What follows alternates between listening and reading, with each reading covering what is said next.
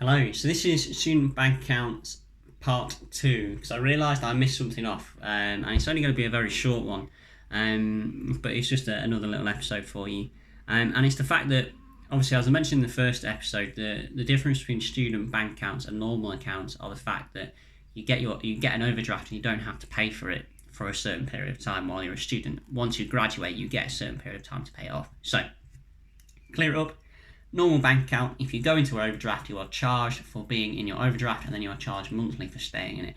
As a student, you do not get charged for being in your overdraft and you do not get charged monthly for being there. The money is still a loan from the bank, and you do have to pay it back. You pay it back after you graduate and there'll be a period of time they give you, or a grace period, that you can pay that back. Obviously, if you don't pay that back, you will incur charges and interest and they will whack you with them.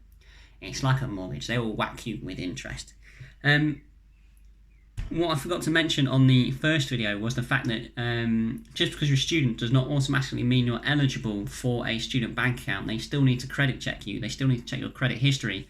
And the one very important thing that everyone must protect in their sort of business and finance lives is their credit credit score.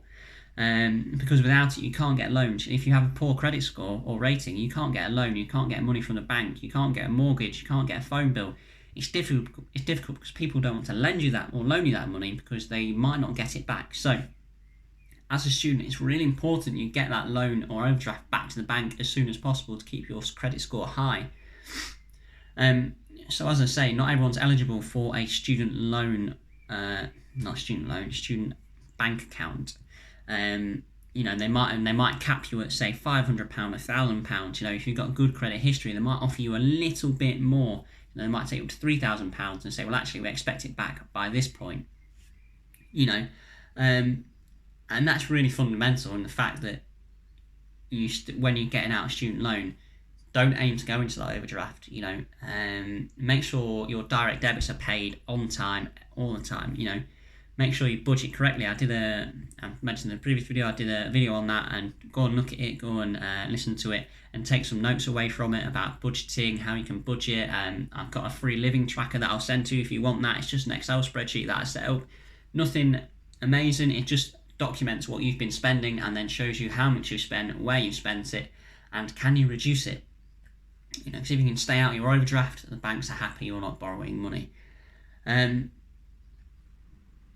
that's it, actually. It's just a very quick one, and to say that everyone wasn't eligible for a student bank account. So make sure that you keep your credit score good, you keep your credit rating high. You can do this. So how do you protect your credit rating? That's probably a good point for me to cover. Direct debits, always pay them. Stay out of loans and overdrafts, and if you do, pay them off on time, all the time. Don't always be in debt. Manage your money well. So like for a phone contract, if you're always 10 days late paying it, that's going to affect your credit rating. And being a student doesn't affect your credit rating, by the way. So if you have a student loan and you're paying it off, it doesn't affect your credit rating or score. Obviously, paying back monthly direct debits, paying back your loans or your overdrafts late will affect your credit rating, and that will make it harder for you in the long run to get a mortgage, to get loans from the bank, to get a car on finance, to basically lend or borrow money. It becomes very difficult. No one will do it because you have a poor credit rating. Say if you want to rent a house and you have a poor credit rating, it becomes so hard, so hard, because you're essentially seen as a risk. And why do I do that? Because on paper you look like a risk and you will not pay your rent back, even though you will, and it might have been late, but obviously you're seen as a risk, and the fact that you don't. So make sure you pay it. Keep your credit rating high. Make sure you budget your money at university. Make sure you look after it and stay safe. Right, anything else? If you want me to answer any more questions, if you've got any questions for me, hit like on the Facebook. I do sort of daily videos. If not, subscribe to this channel, and I hope you find it useful. Thank you.